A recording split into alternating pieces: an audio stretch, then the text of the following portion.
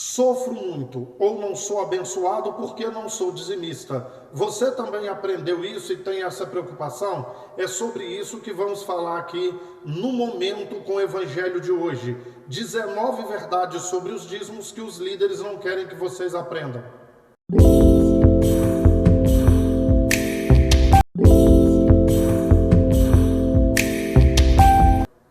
Vamos lá. A primeira verdade absoluta, pode conferir todas elas. Abraão não era dizimista. Ele devolveu o dízimo uma única vez e nem foi do que ele produziu. Houve uma guerra de 4 reis contra 5, levaram o sobrinho dele Ló. Ele foi resgatar o sobrinho, pegou os despojos de guerra, distribuiu entre os soldados dele. Do que sobrou, ele devolveu o dízimo para Melquisedeque uma única vez. Procura na Bíblia se Abraão deu o dízimo mais de uma vez. Ou seja, dizer que Abraão era dizimista é forçar a Bíblia a dizer o que ela não diz. 2. Dízimo nunca foi dinheiro. O dinheiro existia, mas o dízimo não era dinheiro, ok? Era o fruto da terra ou o animal, a carne do animal, o animal vivo, ok? Nunca foi devolvido dinheiro como dízimo. Terceiro, só era dizimista quem trabalhava com agropecuária, ou seja, quem trabalhava no campo, quem trabalhava com agricultura ou com gado. Nenhuma outra profissão que você imaginar, a pessoa não era dizimista. Ferreiro, o construtor, o curtidor de couro, o pescador, o jardineiro não devolvia, só quem trabalhava com agricultura e com gado. Quarto lugar, as funções do dízimo. O dízimo tinha 5 funções. 1. Sustentar a família dos levitas. 2. Cuidar dos órfãos. 3. Viúvas. 4. Necessitados. E 5. Se tivesse algum estrangeiro na terra que não tivesse como sobreviver. Se na sua denominação recolhe o dízimo, e se é da Bíblia, então cumpra as 5 funções do dízimo também que está na Bíblia, ok? 5. O Novo Testamento não fala de dízimo, no Novo Testamento não. Nós vamos ter 2 textos, mas não está estabelecendo dízimo no Novo Testamento. Então, Mateus 23, Jesus estava falando para os escribas e fariseus. Um dos 8 ais contra os escribas e fariseus. 8 ais, um deles, vocês dão o dízimo do endo, do cominho, da hortelã, mas esquecem os preceitos mais importantes da lei. O outro vai estar lá em Hebreus capítulo 7, do 4 em diante. Mas preste atenção, vocês não sabem que aqueles que exercem o sacerdócio têm mandamento de acordo com a lei de recolher dos seus irmãos, ainda que tenham descendido de Abraão, os dízimos, ok? Então, quem exerce o sacerdócio não tem mais, sacerdote levita, entende? Tem mandamento de acordo com a lei foi abolida, de recolher dos seus irmãos, que mesmo que tenham saído de Abraão, você é de Asser, de Naphtali, de Zebulon, de qual tribo? Então o Novo Testamento não pede. 6. Os apóstolos não recebiam dízimo. Sabe por quê? Porque eles não eram levitas. Então quem não era levita não recebia dízimo. E as pessoas também não devolviam dízimo para os apóstolos, porque eles só entregavam para os levitas. Então os apóstolos, os líderes da igreja não recebiam dízimo. Não eram levitas e o judeu não entregava dízimo para quem não era levita. Ok? 7º lugar, o dízimo não era para sustento de templo, coisa nenhuma. Sabe o que sustentava o templo? Tinha um imposto. Lembra quando alguém perguntou, Jesus, vem cá, você não paga o imposto do templo? Ele falou, Pedro, vai lá e pesca um peixe. Você vai pegar um dinheiro dentro do peixe e paga o imposto por mim para você. O que sustentava o templo era imposto, não dízimo. Dízimo e oferta não era para sustento de templo. 8º lugar, o dízimo era aliança com Israel, não com a igreja. Todas aquelas promessas que você ouve falar, era para Israel antes da antiga aliança. Não tem aliança de dízimo com a igreja, não tem. 9. Não existe barganha com Deus. Se você trouxer dinheiro, Ele te abençoa. Se você não trouxer, Ele não te abençoa. Deus não é Deus de troca, Deus não é Deus de barganha. 10º lugar, a prioridade de Deus sempre foi pessoas, nunca foi um lugar, um templo, ok? Então, se uma pessoa, você vai entender isso mais adiante, precisar, então eu vou atender a pessoa. A prioridade de Deus nunca foi templo, nunca foi religião, sempre foi atender a necessidade das pessoas, ok?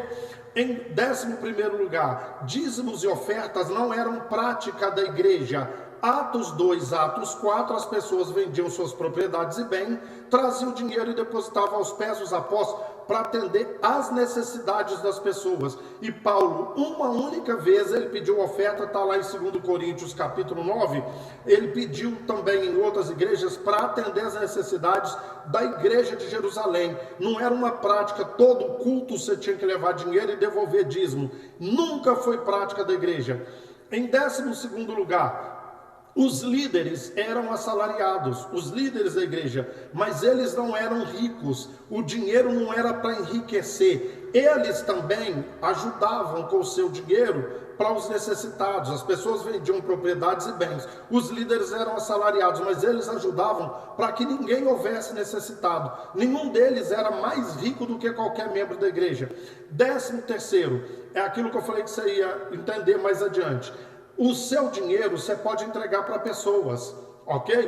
Pode entregar para outras instituições que não seja igreja, só na cabeça de crente, que Deus não recebe, só recebe se você entregar nas 4 paredes. Se não entregar naquelas 4 paredes, Deus nem viu, ele fechou o olho, virou para o outro lado, ele não viu, entendeu? Que você devolveu. Então pode sim, você vê uma pessoa com uma necessidade ou outra, pode atender a necessidade dessas pessoas, ok?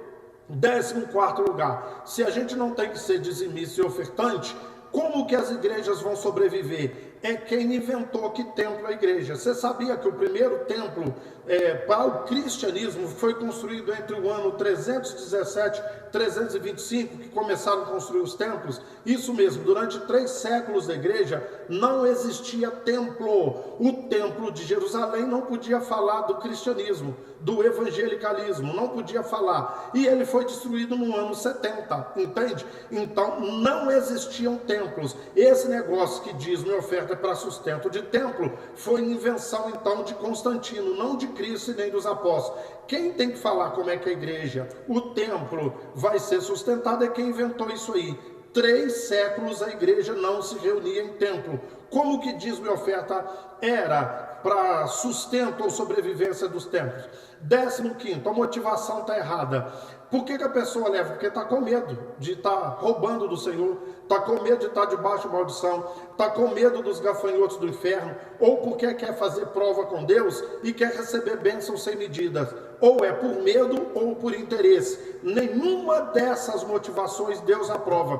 Paulo diz que Deus ama aquele que dá com alegria, não por medo ou por interesse. 16º lugar, Malaquias é uma palavra para Israel. Leia Malaquias 1:1, já está escrito lá, sentença de Deus contra Israel. O que é o livro de Malaquias? É sentença de Deus contra Israel. E o capítulo 3, verso 6 vai dizer o seguinte: eu, o Senhor, não mudo, por isso vós, filhos de Jacó, não sois consumidos. Malaquias não é para a igreja, é para Israel. 17 aí, a grande maioria das promessas que fazem em cima dos dízimos, que elas não funcionam, entende? Então promete bênção sem medida e não tem. Você não vai sofrer com o dentista, com o médico, o seu carro, o seu eletrodoméstico estragando. Mentira, nenhuma dessas promessas funcionam. A grande maioria dos dizimistas vivem com dificuldade, moram de aluguel, não tem plano de saúde, não tem nada, as promessas não funcionam. 18º lugar, hoje em dia, em Israel não se devolve dízimo, por 2 motivos. O templo não existe mais e não existe levita. Então quem é de Israel não devolve. Existe umas pouquíssimas pessoas que são da religião do judaísmo. Eles têm um lugarzinho ali que eles colocam o dízimo. 95% da população de Israel não devolve. Não tem templo e não tem levita. Então eles não devolvem. Ok? E 19ª. Já que quem não devolve dízimo está debaixo de maldição, e aquelas pessoas que nunca devolveram nem um centavo de dízimo e oferta e são ricos, prósperos e abençoados, como você explica isso se eles estão debaixo de maldição e estão roubando do Senhor? Então, se você sofre, não é porque você não é dizimista, ok? Isso é uma invencionice da religiosidade. Seja liberto. Tem algum problema devolver dízimo e oferta? Não. Eu estou aqui corrigindo os enganos e os erros, a manipulação que fazem em cima dos dízimos e ofertas. Se você quiser devolver, não tem problema, desde que você saiba dessas verdades. Deus te abençoe.